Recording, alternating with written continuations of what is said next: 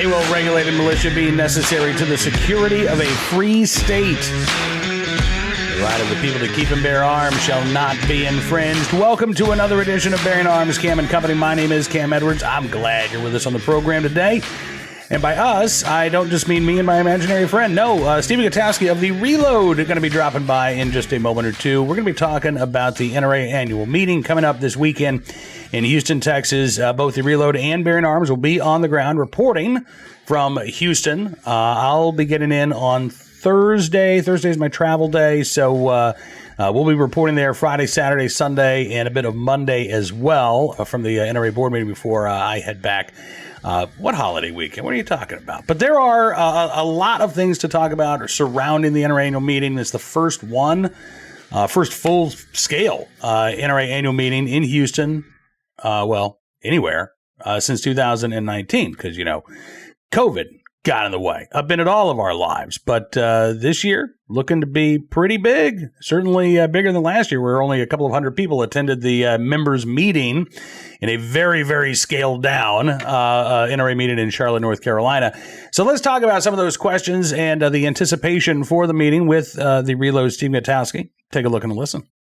Let's just talk first of all about the event itself. I mean, the last time, I think it was the last NRA meeting in Indianapolis, set a record, almost 90,000 attendees. Here we are in a, COVID world. I haven't heard anybody saying, we think we're going to break that record. Was also, this is being held over Memorial Day weekend. As I've been talking to folks, there are some people who I know who usually go, who say, this weekend is just not working out for me. What are you hearing any numbers, and what do you think a quote unquote reasonable figure would be in this environment that we're currently in? Yeah, I've heard a couple of friends say the same thing, although they're like media people, so I guess the incentives might be a little different. It's hard to say. I doubt that they'll be anywhere near the level they were in Indianapolis for several reasons, right?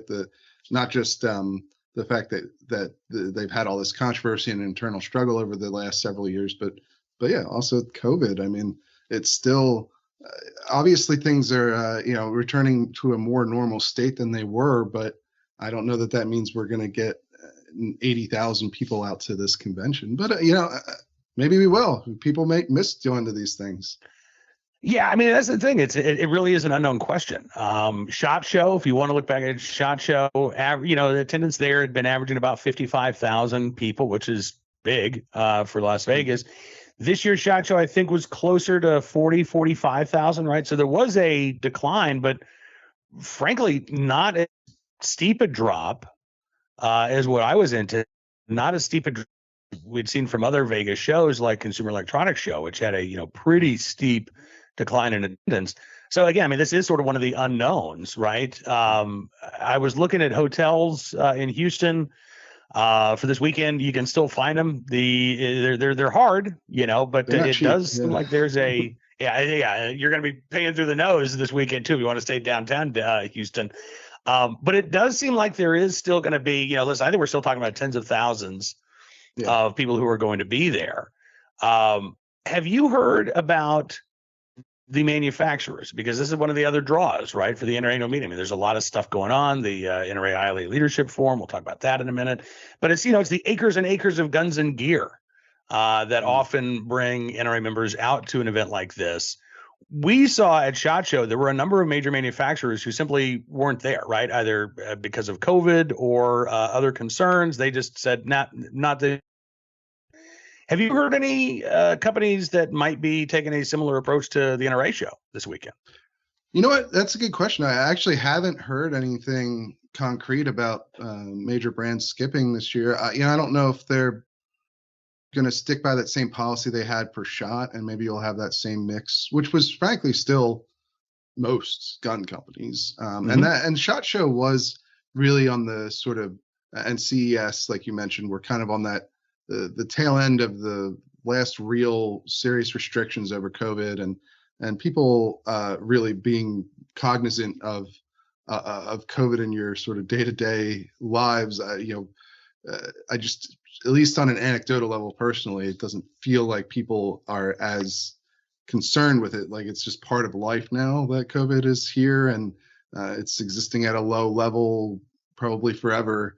It feels like, and so I don't know that people are as worried about adjusting things, but it's an interesting question for the major companies, because obviously there's more of a risk associated with if you send your whole company to a convention and you happen to get unlucky and have a COVID outbreak among your staff. That's going to be a negative thing for your operating ability in a tightening economy too. So, then that's also a reason to maybe try and drum up some business at something like this. I don't know. I haven't heard any, word about big companies not going to the NRA annual meeting this year. Okay. Yeah. And certainly we did not see like a couple last of year, right? Right. Yeah. Well, I mean, last year, there really was no annual meeting. I mean, you basically had a members meeting that's required by law that was in Charlotte, North Carolina. I think you and I were among the few media types to attend that meeting. Yes. And we did see, there were a couple of different approaches. There were some companies that just stayed away entirely. There were some companies, as you say, had a smaller footprint. We're bringing, maybe half of the people that we would normally bring because we want to keep the other half back home and healthy. So, yeah, I mean, there are a lot of unknowns. And again, there are a lot of different factors, right? So let's say that attendance is down significantly. Is that automatically because of COVID? Is it automatically because people are, annoyed with what's going on with the NRA? Until you talk to those people who aren't there, I don't know that you're going to have a really good idea of what's driving that, because there are a lot of factors. But I think that undeniably, one of these factors is the turmoil that has surrounded the organization over the past couple of years. And that brings us to one of the storylines that I think you will be covering pretty closely this weekend. I know we'll be talking about it as well. And that is Allen West's challenge to Wayne LaPierre's leadership of the NRA. Allen West has announced that he is a candidate for executive vice president. Now, what's interesting here is that this is not a position that is actually picked by NRA members, right? So this vote isn't going to take place on Saturday morning at the members meeting. This is something that the board will deal with after the annual meeting has really officially wrapped up for most of the attendees. Yeah, that's exactly right. It's something where we're probably going to talk a lot about it, because it's the first really significant challenge to Wayne LaPierre's leadership of the NRA internally ever. Rocky Marshall was put up last year as sort of a symbolic last moment thing, and he got 2 votes on the board. Wayne got 44. So it's not the literal first time, but Allen West is much more of a known quantity among board members and NRA members generally than Rocky Marshall is. And Rocky Marshall supports Allen West now, of course, but it's certainly more of a high profile challenge, at least to Wayne, at least as much as Oliver North was, right? But he never challenged him for executive vice president. There was a whole series of internal fights that were different than trying to get elected by the board as executive vice president. And so it's going to be interesting to see if there's been any more movement on the board away from Wayne. He's held a pretty tight grip over the board. Support from the board has been almost unquestioned at this point, outside of a few dissenters. A lot of the people who had spoken up, in 2019 and recent years have left the board. So you probably had, 10 people maybe that have resigned in that time who had expressed at least skepticism over what was going on with the organization. And so the people left are not your, they're not your skeptics for the most part. So I don't know. But Allen West is obviously a very popular guy. He's known by the board. He was on the board. He resigned himself last year. Mm-hmm. Maybe that has an impact. I don't know. Yeah. I mean, again, we don't know the answers to these questions, but they are legitimate questions. I'm curious too, because, it's one thing for members and these, dissenting board members to say, look, a change is needed. But if you don't have a name, right, if you don't have somebody actually stepping up to challenge, then it's sort of a hypothetical, theoretical. Once you got a name attached, though, then all of a sudden, that you got to deal with that individual's baggage, right? And so the fact that Yep. Alan West walked away from the NRA board, is that going to be something when you're convincing or trying to convince NRA board members to go with somebody? Is that going to have a negative impact? And we've certainly seen. It seems to me at least some board members are taking this threat seriously. I know that the blog NRA in Danger had reported on an email reportedly from Marion Hammer urging board members to stay the course, attacking Alan West, which is kind of interesting because Alan West's open letter to the board never even actually mentioned Wayne LaPierre by name. He talked about why he felt a change was necessary, but that email that purported to come from Marion Hammer, NRA board member and head of the Unified Sportsmen of Florida, she did go after Alan West by name and, told the board all kinds of reasons why they need to stick by Wayne LaPierre. Ultimately, is this I don't want to say it boils down to a personality contest, but does it really boil down to whether or not the board is willing to stick with Wayne through thick and thin? Or are there enough board members who are ready to make a change? I mean, is that ultimately that is what this is ultimately? I mean, it seems to me like this is ultimately a referendum on Wayne LaPierre's leadership, not necessarily going back to the 1990s, but going back to, let's say, the last 3 or 4 years. Yes, I mean, I think that's the bottom line with this vote. Is it's a referendum on Wayne's continued leadership of the NRA. And the only way he loses is if enough of the board believes that he can't turn the group around and get them out of the New York corruption case. That's the only thing. I'm sure it helps to have somebody who is a more credible figure in terms of their notoriety and popularity among NRA members, like Alan West is, compared to somebody like Rocky Marshall, right? That probably helps the cause, but the ultimate question is whether or not there's going to be a majority of the board members who show up, of course, because a lot of them don't show up to these things. But is there a majority in that group now that is given up on the idea that they're going to be able to get out of this New York corruption case and rebound the group's finances, which have suffered severely over the last 3 years, 4 years. And so that's what it's going to come down to. That's the only real reason you would think that there could be a change here, is if the board has at this point changed their mind about the direction of the organization and Wayne LaPierre himself. And they've been through a lot with him to this point, right? He took the group into bankruptcy of his own volition without consulting them first. And then when they had an emergency board hearing about it, not only did most of the board, did a large chunk of board members not show up for that hearing, that board meeting at all, but then they almost unanimously passed a resolution backing up what Wayne had done. So, is that same board, and most of the people on that board are still there today. Is that same board now about to abandon Wayne for Alan West? That's the question.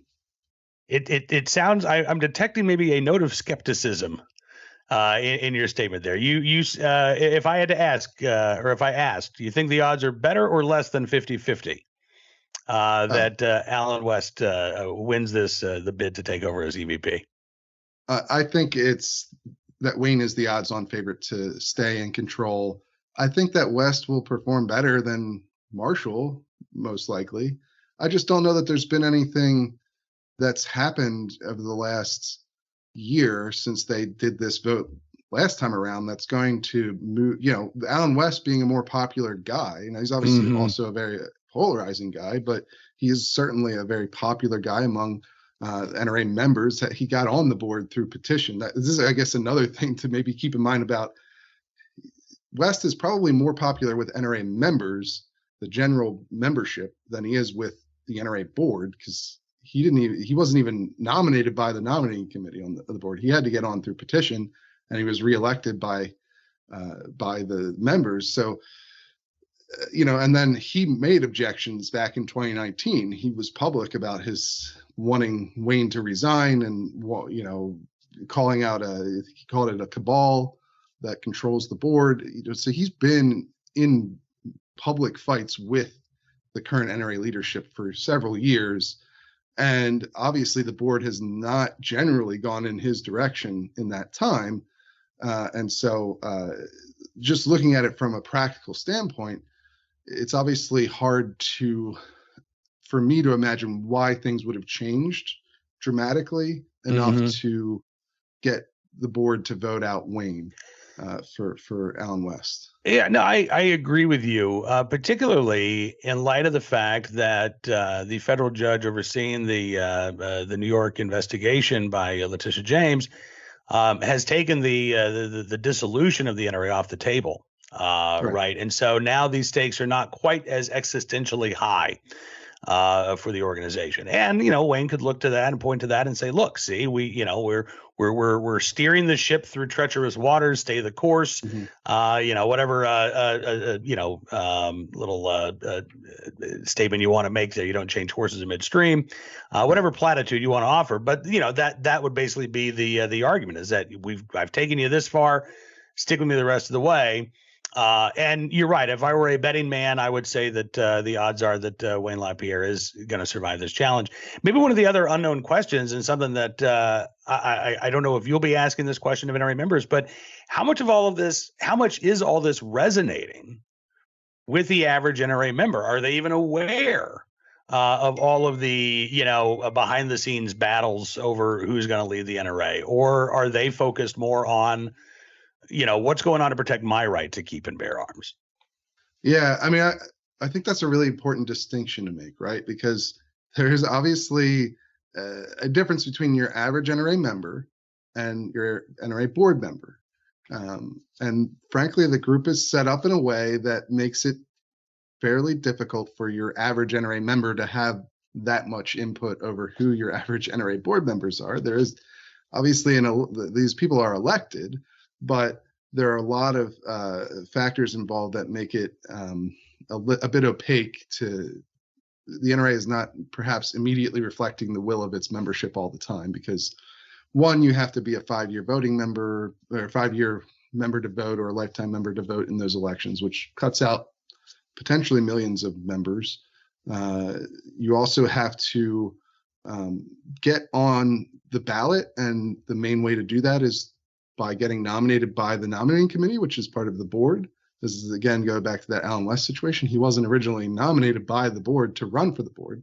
And so, you can see some of the issues at play there. And so what is going to convince the board may be very different from what convinces an average NRA member. And I've talked to some of them in the past. They just had the Great American Outdoor Show up in Harrisburg, Pennsylvania. And I went to that and tried to talk to some of the NRA members that attended that show. And, it does break through, but the message that I get is, I wasn't necessarily getting, and people can read the piece and read people's words for themselves, obviously, which I encourage them to do. But the message I was getting from most people was, not that they necessarily just trust Wayne or the board is doing everything correctly, but one, they still strongly believe in the mission of the NRA, right, to protect gun rights. And then even more so, oftentimes you'll hear a lot of people want to see the NRA do more with firearms training, and teaching kids how to shoot, and putting more effort into programs like that, which frankly have been cut to the bone the last 4 years, the NRA, if you look at their finances. But, people still like there's a very strong brand for the NRA, right? That they're there to protect your gun rights, and that they're there to train people how to use firearms proficiently and safely. And people still believe in those missions, regardless of the corruption allegations, or and they might, they may not believe that Wayne is perfect or the board is perfect, but they believe in the organization itself. And so, unfortunately, the question is less about convincing your average NRA member than it is about convincing your average NRA board member, where the dynamics are very different. There's a lot of loyalty to Wayne LaPierre. They really believe that he has accomplished a lot for the organization, and it would be wrong to replace him regardless of the allegations against him. And I don't get that from membership. I tell you that much. The most common thing that I hear from NRA members is that they won't give money to the NRA until Wayne is gone. That's the most common thing I hear about Wayne LaPierre in my reporting, just to be completely honest with you. Right. And you might be getting some confirmation bias, Sure. In terms of totally possible. But again, we'll, I think, have a better idea of how this is going to play out in just a couple of days. I'm looking forward to seeing you on the ground in Houston, and we'll catch up in person, Stephen Gutowski. Absolutely. I think it'll be a good time. It'll be a consequential annual meeting, I believe. We'll see what happens at that members meeting. I think that's going to be a big deal. That was a big blow up in 2019, and we haven't had a members meeting of that size since then. You'll get a better sense of how activated members are to get involved in this internal fight by going to that members meeting. Yep, absolutely. And we'll be covering it both, I'm sure, at the Reload and at Bearing Arms as well. Stephen Gutowski from the Reload, thanks so much for coming on the program, sir. Always good talking with you today. Thanks for having me. I appreciate Stephen joining us on the program. Now let's turn our attention to today's Armed Citizen story, our good deed of the day, our recidivist report as well. Let's start with our recidivist report from, not really, and by the way, this isn't really a true recidivist report because this guy's never been in trouble before. But I'm still just curious about this. We've been hearing Joe Biden and the Democrats talk a lot about the need to go after rogue gun dealers, right? Crack down on straw purchasers. And yet, I'm still seeing headlines like this. Richmond man identified as gun trafficking source gets probation for straw purchasing a pistol used in a Chesterfield crime. Yeah. So the reason why this individual, Justin Pate, was sentenced in federal court to 2 years probation as opposed to any prison time, according to the Richmond Times-Dispatch, is because a federal judge, Judge M. Hannah Locke, took into consideration arguments by the prosecution and defense that Pate has longstanding social and mental health vulnerabilities and likely was taken advantage of by people who were seeking firearms, even though they were prohibited by law, from purchasing them. Longstanding social and mental health vulnerabilities. Don't really know what that means. According to Pate's defense attorney, Pate, actually this is, I guess, from the judge, Locke noted that Pate, who has not previously been convicted of a crime, already has a good support system in place through his physicians and his mother, and the judge wanted to see that continue. She also noted that Pate had earned an online degree in criminal justice studies from the University of Phoenix, saying, quote, that shows you want to do good. The judge then sentenced Pate to 2 years of probation, which includes 1 year of wearing an electronic monitor device, but Locke said she'd be willing to remove that requirement based on Pate's progress and recommendations by probation officials. Pate, by the way, got about $20 for every gun that he purchased for somebody else. Authorities say that they learned after Pate's arrest of his mental health and physical issues, which prosecutors say likely made him a, quote, prime target to people who could feign friendship with Pate in order to convince him to do them a favor. The prosecutor said, well, the defendant was aware that his actions constituted lies and were wrong. He succumbed to peer pressure and desire for acceptance when he chose to participate in the crime. Again, I got to tell you, I'm really confused here. So there were emotional and perhaps physical vulnerabilities, but that those vulnerabilities did not preclude Mr. Pate from knowing the difference between right and wrong, according to the prosecutor. He was aware that his actions constituted lies and were wrong, and yet probation. Again, I'm just a little confused here, given the crackdown on straw purchasing that we are supposed to be seeing on the part of the Department of Justice and the Biden administration. And prosecutors, again, went along with the departure from sentencing guidelines. So they didn't object to this.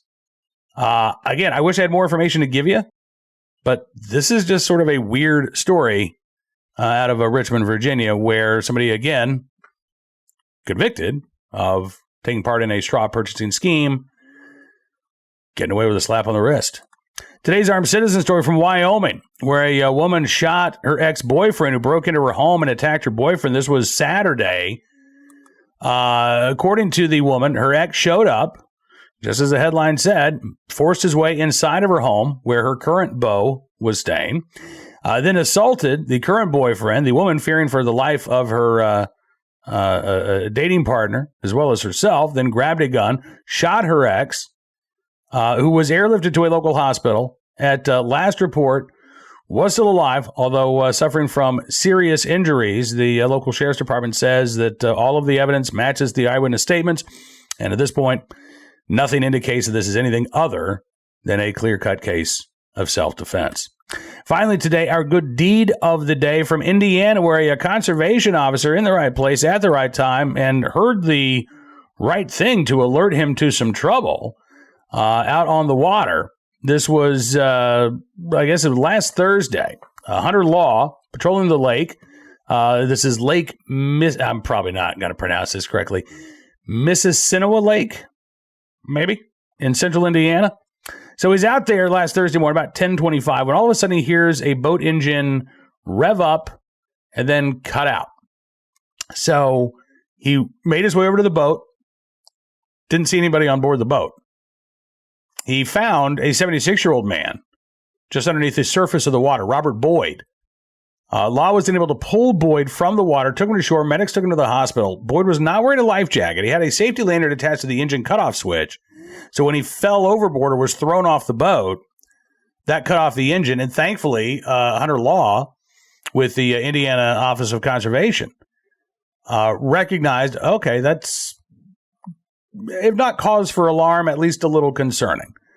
And if it were not for the actions of Hunter Law, I think it is safe to say that Robert Boyd may have passed away that day. Instead, a life was saved thanks to Hunter Law's quick action and fast response, and we do thank him for his very good deed.